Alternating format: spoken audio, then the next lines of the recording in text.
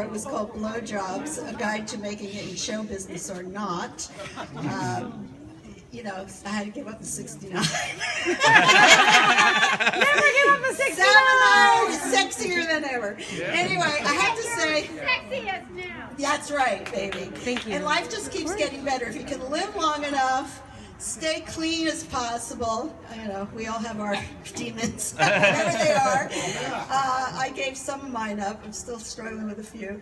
But nonetheless, I'm pretty healthy and grateful beyond belief. I'm so full of joy. This year, I lost about almost a half a dozen friends. Yeah. More than half of them were younger than me by 10 years or more. And 2 of them were in their 90s.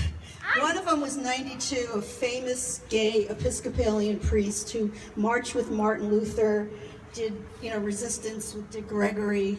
The other one was a 96 years old. He died just a week before his 96th birthday, and he was a famous art critic in the 50s and 60s. He was friends with Picasso, Diego Rivera, every famous artist of the century were his good friends, including musicians. He knew Count Basie. He was best friends with Benny Goodman.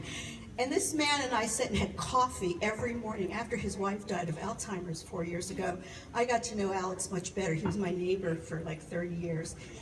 It became my best friend, And when I say goodbye to my best friend, I have to tell you this story because I'll make it quick, but I went to his deathbed. His family called me because they knew we were really close, and he said, Alex is only going to live for a few more hours. You should rush down here if you want to say anything to him. So I went to his deathbed, and he was unconscious by then, but I grabbed his hand. I knew he could hear. I knew some part of him was there. And I said, look, Alex, I know you're going to go to the other side. I know you're going to be with Jane, and he was ready to go. We talked about everything, from God to schmutz. I knew this man better than I knew anybody in my family. I mean, it was amazing, and he knew me the same way. And we bonded up because we were both writers. And he championed me as an artist, he became my mentor, godfather, everything to me, So I said, look, if there's any way that you could communicate with me once you're on the other side, I really welcome that. So please send me a message just to say hi, let me know you're cool. And so about, a few months, he was always concerned about my well-being.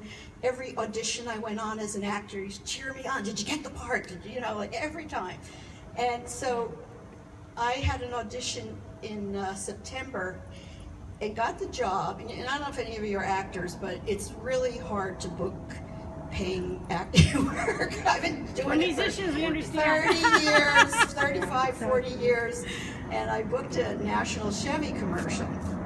Now, Alex at 96 had this huge, long beard, and he was stunning human being. And when I show up on the set, I was booked without a callback, which is unheard of in the business. They brought me straight to set in Colorado. I show up and meet the director, and this young, handsome guy with a big beard, reddish beard. Now, listen, there's more to it. I mean, Alex was also reddish hair, in his youth. And I bonded with this director he was like my new best friend. It was unbelievable. And this job was the most amazing job I've ever had in show business. Not only was it a great paying job, they gave me 4 days work, they flew me all the amenities you get when, they were treating me like I was Betty White on the set with so much reverence and love. And every time I did a take, they would scream. We were in the Rocky Mountains, 20,000 feet above sea level. I don't know. They had to bring me the oxygen tent to keep me alive. But every time I did a take, they would scream from the controller, Dolores, we love you. They changed the name of the commercial. They ID'd it as Dolores. They changed my character's name and called me Dolores in the commercial. And it started running, just this week for my birthday. Yes. And it's running like a motherfucker. Yeah! You know what that means? Cha-ching, baby! Cha-ching! Means I would have to take care of you in your 80s. When I got back from my thing and I announced it on Facebook, somebody said, yeah, Alex brought you an extra blessing. And so I made Facebook friends with the director, Zach, and when I went on his Facebook page, I noticed his birthday was like 2 days after Alex. He was the same sign as Alex. And I scrolled down a little to get some info about him, and he had a quote. He said, "This is a quote from my favorite poet of all times." And I don't remember what the quote was, but it was great. He said it's from T.S. Eliot. Well, T.S. Eliot was Alex Eliot's cousin. Oh, wow. And he was probably the most famous literary person in their family, but they're all literary. You know? So I knew Alex was talking to me from the other side. Yeah. And all I have to say is, like, life in every year has been full of joy. I've had plenty of pain in my life, plenty of hurt, disappointment, sorrows, like we all do.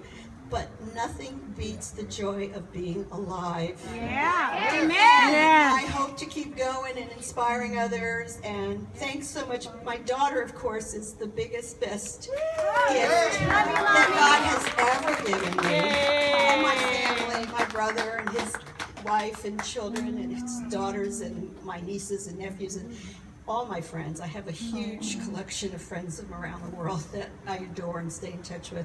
So thanks everybody for being here to celebrate my birthday. Even though you didn't even know you were coming to my birthday.